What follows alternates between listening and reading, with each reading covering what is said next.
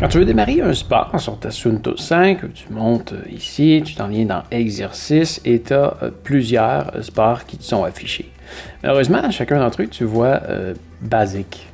Et ça veut dire que c'est les informations par défaut qui sont présélectionnées par Suunto pour chacun des types de sports. Mais probablement que les informations que tu vas avoir sont différentes. Comme par exemple, si je viens débuter cette activité-là, et bien là, on va avoir la distance. Non, je suis à l'intérieur, alors je n'ai pas de données GPS. Donc, tu vas avoir la distance, des pulsations cardiaques, la vitesse, la durée de l'activité. Si tu changes de page, tu vas avoir ta vitesse moyenne, le nombre de mètres que tu as gravi, des calories, le nombre de tours que tu as fait, et encore une fois, la durée. Ensuite, tu vas tomber sur les tours et tu vas avoir ton circuit, ton tracé GPS. Et ensuite, on recommence. Mais si tu veux avoir d'autres informations, eh bien, c'est possible d'éditer ces informations-là un peu comme tu le veux.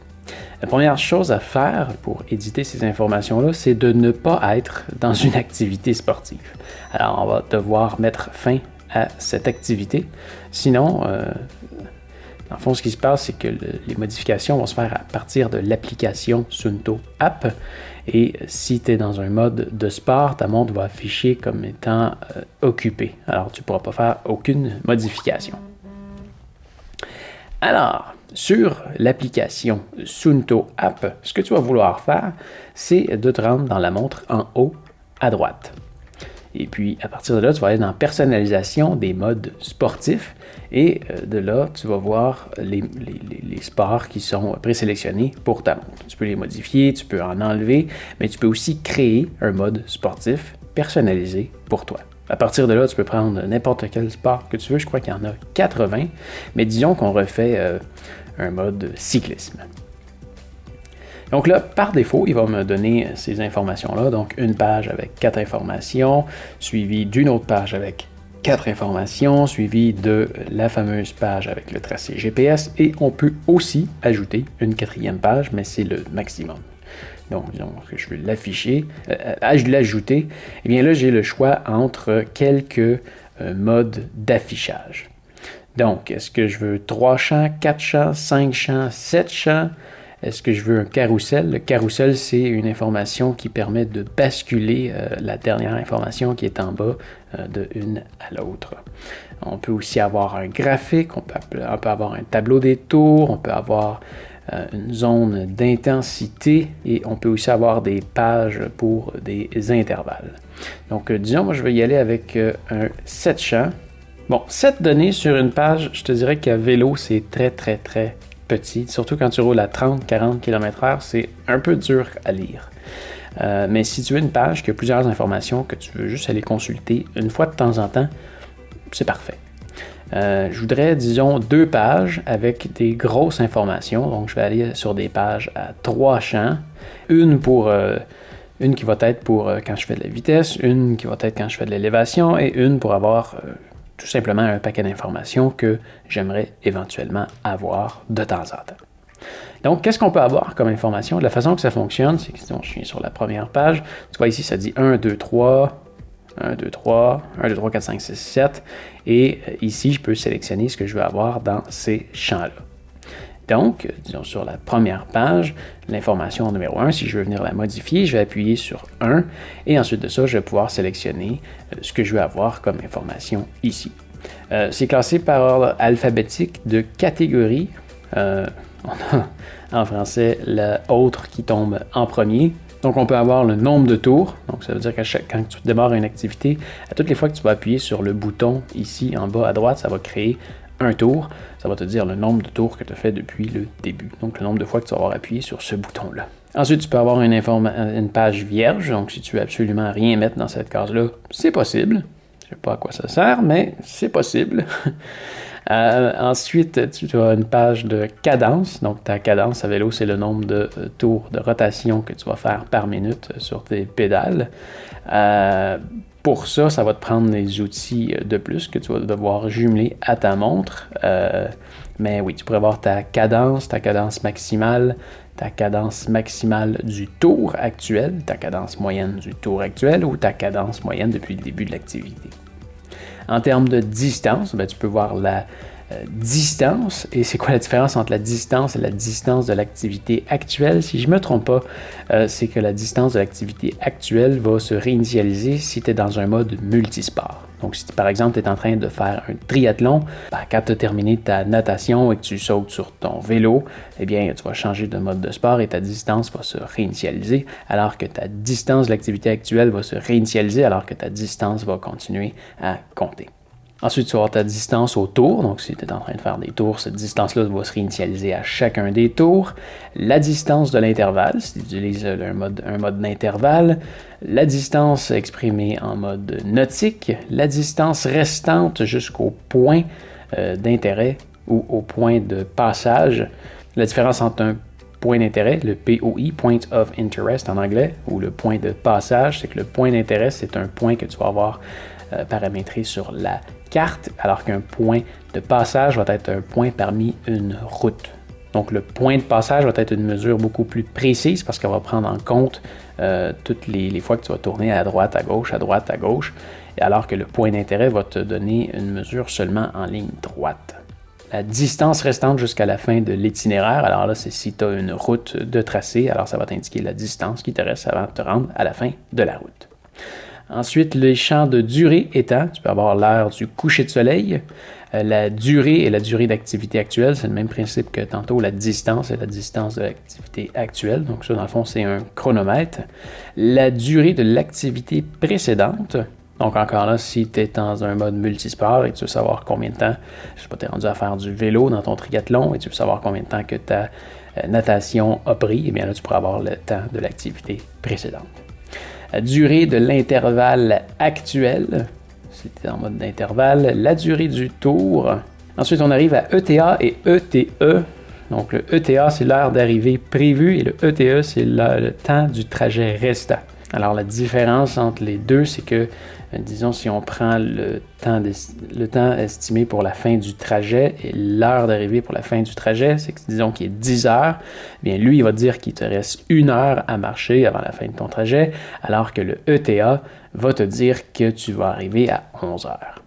Et là, la fin d'itinéraire, ça va te dire pour une route et le point d'intérêt ou le point de passage, ça va te dire pour le prochain point. Et encore une fois, le point d'intérêt, ça va être en ligne droite et le point de passage, ça va être en incluant le trajet de ta route. L'heure du jour, donc l'heure actuelle, ainsi que l'heure du prochain lever de soleil. Ensuite, on tombe dans la fréquence cardiaque, donc le pourcentage de ta fréquence cardiaque maximale. Ensuite, la même chose pour un intervalle ou un tour.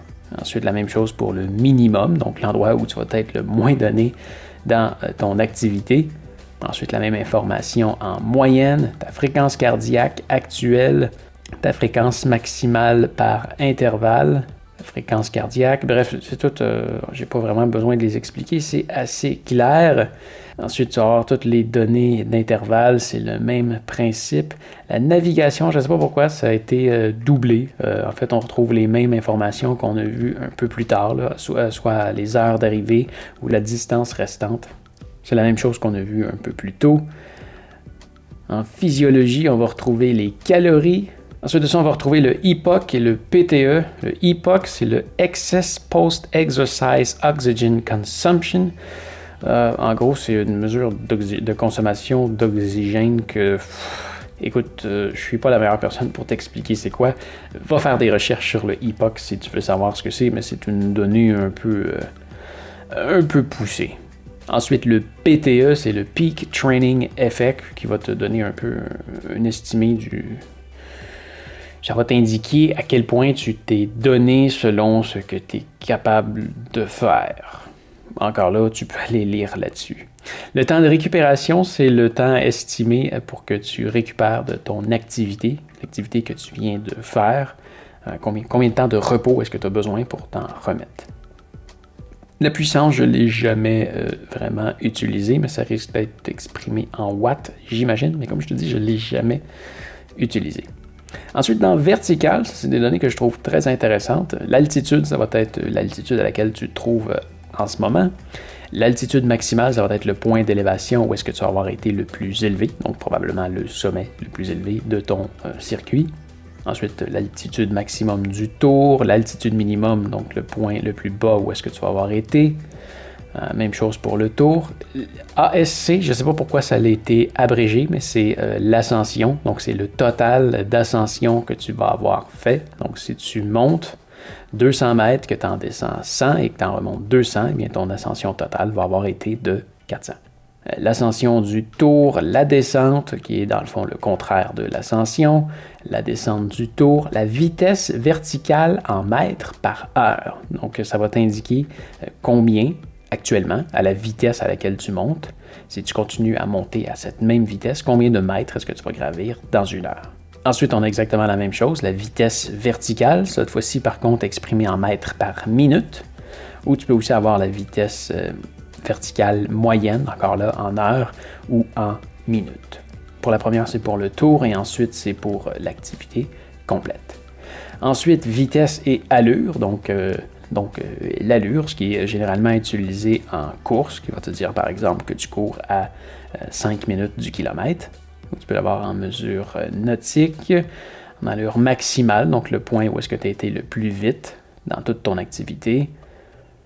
Donc toutes les données d'allure, de vitesse, je n'ai pas vraiment besoin de les expliquer, c'est quand même plutôt clair. Donc, tu viens simplement sélectionner cette information-là. Là, j'étais sur l'information numéro 1. Tu vois, sur celle-ci, j'aimerais ça avoir ma distance que j'ai parcourue. Alors, je vais aller sur distance et je vais avoir ma distance. Donc là, tu vois ici, le 1, c'est rendu ma distance. Donc, 1, distance. Le 2, j'aimerais ça avoir ma vitesse. C'était complètement en bas. Vitesse. Et en 3, j'aimerais ça avoir ma fréquence cardiaque. Donc, fréquence cardiaque. Voilà, ça serait pour ma page 1. Et disons pour ma page 2, disons c'est une page que j'aimerais avoir pendant que je suis en train de faire de l'élévation. Alors là, on va aller chercher, je ne sais pas, de la verticale. J'aimerais ça avoir l'altitude à laquelle je me trouve. J'aimerais ça avoir encore... En vertical, j'aimerais ça avoir mon ascension totale. Et en troisième, j'aimerais ça avoir, par exemple, encore dans vertical, j'aimerais ça avoir ma vitesse verticale. Vitesse verticale en mètres par heure. Voilà. Et pour la 7e page, ben là, je pourrais aller me chercher d'autres informations comme mes calories brûlées, l'heure du coucher de soleil, ou plein d'informations comme ça que je pourrais aller remplir. Une fois que tu as terminé, tu peux dans le fond donner un nom à ton activité. Donc on va l'appeler vélo auto. Ensuite, on enregistre.